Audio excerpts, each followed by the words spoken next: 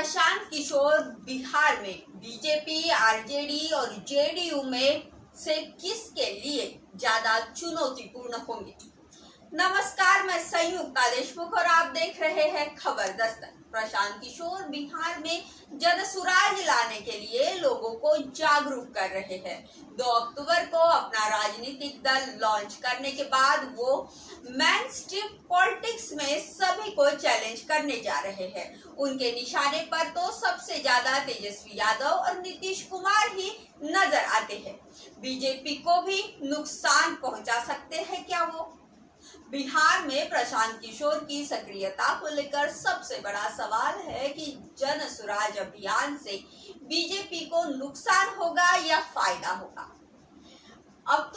2 अक्टूबर को राजनीतिक party launch करने से ठीक पहले प्रशांत किशोर को बड़ा अच्छा मुद्दा मिल गया है। पश्चिम बंगाल के सिलीगुड़ी में बिहार के छात्र की पिटाई की घटना वही मसला है जिसका प्रशांत किशोर अपने जन सुराज अभियान के दौरान बार बार जिक्र कर रहे हैं। और पीके के नाम से सुपरिचित प्रशांत किशोर सिलीगुड़ी की घटना का जिक्र करते हुए बिहार के राजनीतिक दलों को कटघरे में खड़ा कर रहे हैं।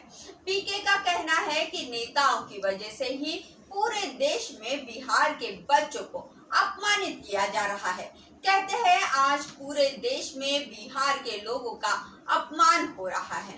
बिहारी व्यक्ति को मूर्ख, अनपढ़ और मजदूर समझा जाता है। आज बिहारी शब्द गाली बन गया है।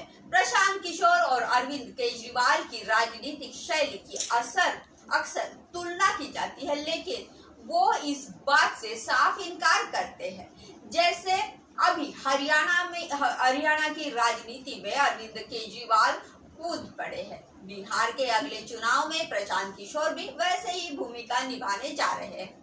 कहने को तो अरविंद केजरीवाल और प्रशांत किशोर दोनों ही अपनी सरकार बनाने के दावे कर रहे हैं, लेकिन जैसे अरविंद केजरीवाल बीच बीच में खुद को हरियाणा में किंग मेकर बता रहे हैं, पीके भी कुछ वैसे ही बिहार में अपनी भूमिका की तरफ इशारा कर रहे हैं। जैसे अरविंद केजरीवाल ने दिल्ली और पंजाब में कांग्रेस को नुकसान पहुंचाकर सत्ता हासिल कर ली, सवाल ये उठ रहा है कि आखिर प्रशांत किशोर बिहार में किस राजनीतिक दल के लिए सबसे बड़ी चुनौती बनने जा रहे हैं।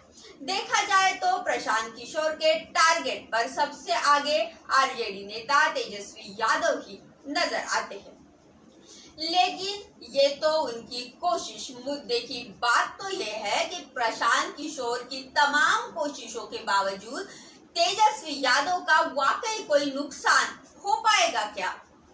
तेजस्वी यादव घोर जातिवाद की राजनीति करते हैं। यादव के साथ मुस्लिम वोट का गठजोड़ कर लालू प्रसाद यादव लंबे अरसे से राजनीति करते आ रहे हैं और तेजस्वी यादव उसी विरासत को बरकरार रखने की कोशिश कर रहे हैं। प्रशांत किशोर यादव वोट बैंक में सेंध लगा पाना असंभव तो नहीं है, लेकिन बेहद मुश्किल हो सकता है। रोजगार के वादे और कुछ कारगर लगने वाले लुभावने चुनावी वादों के जरिए प्रशांत किशोर युवाओं को अपनी तरफ खींच ले, लेकिन आरजेडी के कोर वोट बैंक को अपनी तरफ खींच पाना उनके लिए लोहे के चने चबाने जैसा ही होगा। जन सुराज के बैनर तले प्रशांत किशोर ने अपने वाले बिहार चुनाव में 40 मुस्लिम उम्मीदवार उतारने की घोषणा की है, लेकिन वो मुस्लिम वोट ले पाएंगे संदेह है, क्योंकि वो असदुद्दीन ओवैसी नहीं है। और जिस तरह असदुद्दीन ओवैसी से बिहार के मुसलमानों को कुछ नहीं मिला, वे और भी सतर्क होंगे। यहाँ ये जरूर संभव है कि प्रशांत किशोर की वजह से मुस्लिम वोट बढ़ जाए, लेकिन उसका फायदा किसे मिलेगा? मुस्लिम वोट के बढ़ जाने का इतना तो फायदा नहीं होगा कि प्रशांत किशोर की पार्टी चुनाव जीत जाएगी। बस ये हो सकता है कि आरजेडी के विरोधी दलों को थोड़ा फायदा मिल जाए। तेजस्वी की तरह ही प्रशांत किशोर के निशाने पर अक्सर बिहार के मुख्यमंत्री नीतीश कुमार भी होते हैं।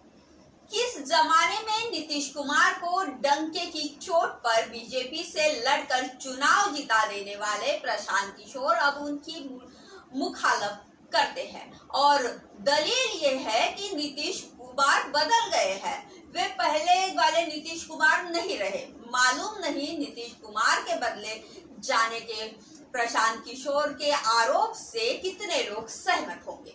प्रशांत किशोर ने जनसुराज की सरकार बनाने पर बिहार में लागू शराबबंदी खत्म करने का ऐलान किया है। जिन लोगों को बिहार में शराबबंदी से फायदे की जगह नुकसान समझ आ रहे हैं, हो सकता है वो प्रशांत किशोर की तरफ या नीतीश कुमार के विरोधी पाले में चल जाए। प्रशांत किशोर खुद को बिहार में तीसरे विकल्प के तौर पर पेश कर रहे हैं।